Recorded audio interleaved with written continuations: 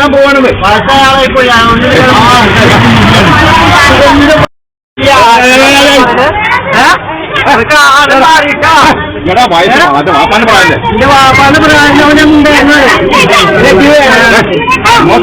നമസ്കാരം, വള്ളുവനാട് ന്യൂസിലേക്ക് സ്വാഗതം.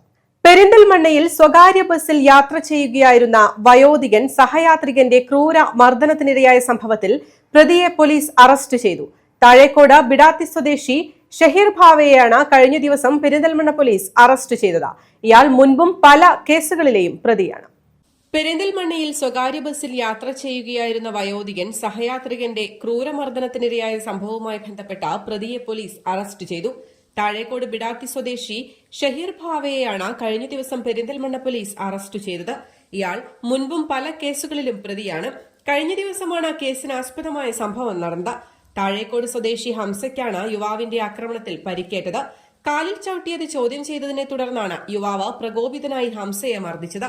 ഇതിൽ പ്രകോപിതനായ യുവാവ് വയോധികനെ കുട്ടികളടക്കമുള്ള യാത്രക്കാർക്കിടയിൽ വെച്ച വൃത്തികെട്ട വാക്കുകളാൽ അസഭ്യം പറയുകയും ക്രൂരമായി മർദ്ദിക്കുകയുമായിരുന്നു.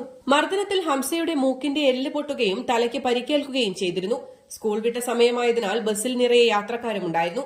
ബസിന്റെ പിൻഡോറിനടുത്ത് വെച്ചാണ് യുവാവ് വയോധികനെ ആക്രമിച്ചത്. ആക്രമത്തിന്റെ CCTV ദൃശ്യങ്ങൾ പുറത്തുവന്നതോടെയാണ് സംഭവം വിവാദമായത്. തമിഴ്നാട് വെച്ചാണ് പോലീസ് ഇയാളെ പിടികൂടിയത്.